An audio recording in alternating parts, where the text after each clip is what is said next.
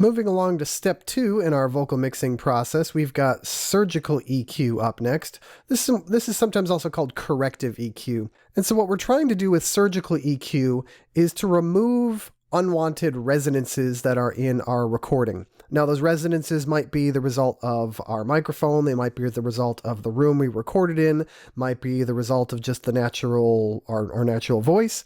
Either way, a resonance is it's actually easier to see on an EQ. A resonance is a peak at a particular frequency, more so than the rest of the frequencies. Now, we see these peaks kind of all the time. So if I leave this guy, make sure my analyzer is on, we just kind of watch the vocal here.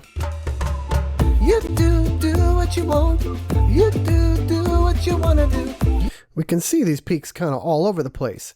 What we're looking for when we're talking about resonant peaks is peaks that are unwanted, or to put it another way, they just don't sound good. And so there's a lot of subjectivity in doing this step. And you might find as you're first starting to do this that it's really difficult to decide, is that a resonant frequency? Is that something I want to get rid of? Does that sound bad? Does that sound good? And I guess the best advice I can give you is you're not really going to know. You're not going to have a definitive yes or no answer as you're doing this when you're learning, because it just takes some time for you to kind of develop your ear and have some experience. And once you've got a little bit more experience, you'll start recognizing, oh yeah, that is something that doesn't sound quite right. So for now, what I would suggest is just try to do something.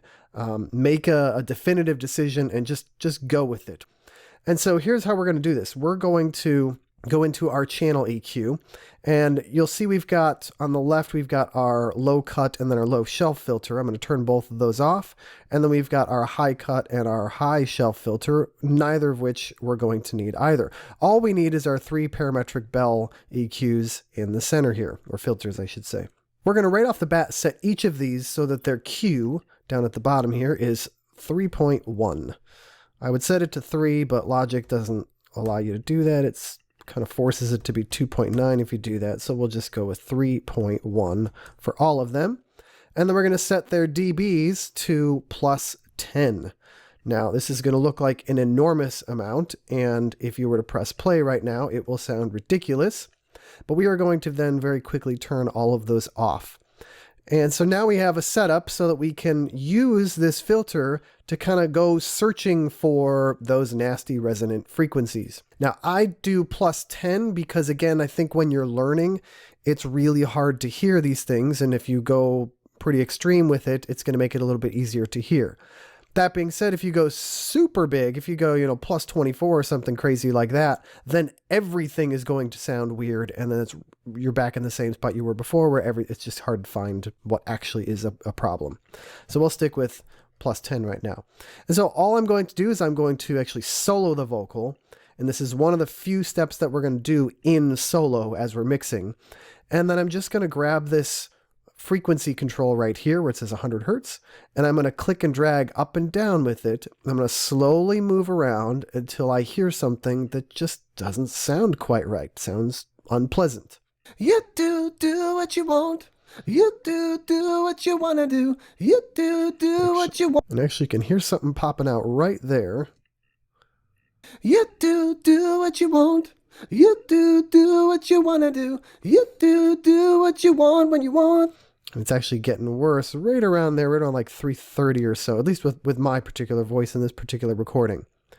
Notice if I turn that filter off. You do what you want. You do what you want to do. Now see if you can pick it out when I turn it back on. You do what you want. Now without it, see if you can hear that same frequency. You do what you want. You do what you want. You do what you want. And then now that we've kind of identified this is a problem spot, instead of boosting it by 10 dBs, we're going to start by switching it to, I just double clicked, and we'll put it to about -2 dBs. So just a small cut. We don't need to go super crazy or anything. And then we're just going to kind of leave it at that. And then we're going to move on to our next one. And we're going to go searching again.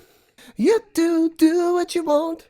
You do what you want to do. You do what you want when you want. You do what you want. You do what you wanna do. You do what you want. You can hear some weirdness right there. You do what you want. You do what you wanna do. You do what you want when you want. And there's no reasoning. You do what you want. You do what you wanna do. You do. Yeah, and sorry about all the clipping. Let me turn this down a little bit. You do what you want. You do what you want to do. So that to me is a pretty nasty sounding little area, and it's somewhere in this 500, maybe plus or minus 50 hertz or so, somewhere right around here. You do what you want.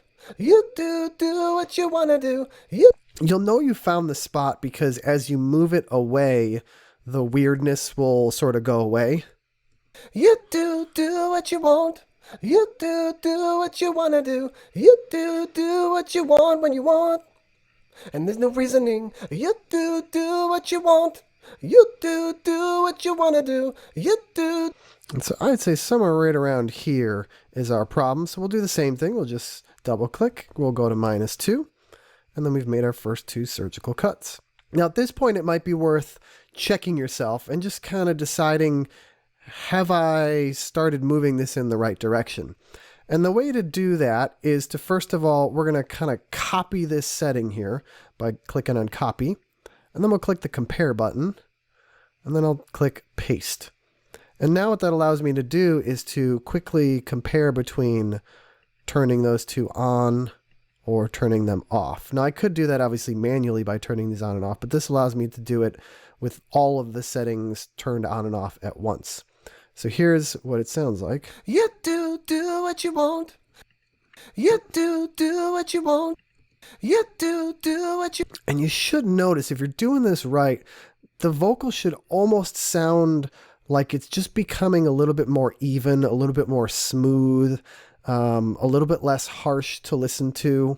And I think we can kind of notice that between when this is on and versus when it's off. Here's with it off. You do what you want. Here's with it on. You do what you want. Again, it's just a little bit smoother. And you know, if you're really struggling to hear these differences, it's okay. You'll get there eventually with time and with practice, as with literally anything else. And so to continue this, we would just, you know, move on to our next and our next. How many of these you do is really entirely up to you. I kind of look at it as if you add another one and you can still find another problem spot, then you might as well try to remove it. So we'll do one more here just for example. You do what you want. You do what you want to do. You do what you want when you want. And there's no reasoning. You do what you want. You do what you want to do. You do what you want when you want. And there's no reasoning. You do what you want. Now the other thing I should mention is sometimes it can be easier to listen to this if you pick a smaller section of the song to listen to. A lot of times the vocal is going to change over the course of, you know, entire verse or whatever. And it can be hard to determine if the weirdness that you're hearing is just weirdness for one specific moment, or if it's an actual resonant problem. And so I think it's actually a little easier on your ear to listen to the same exact section over and over. And if you feel like you've identified something there, then maybe open it up and listen to a little bit larger section and see if it is actually a problem throughout the whole thing. But narrow it down as you're going to just a smaller area of the song. You do what you want. You do. Yeah, and that sounds pretty distinctly not good. So I'm going to switch that to a -2. And then we've got a third cut. And let's go ahead and do just one more real quick.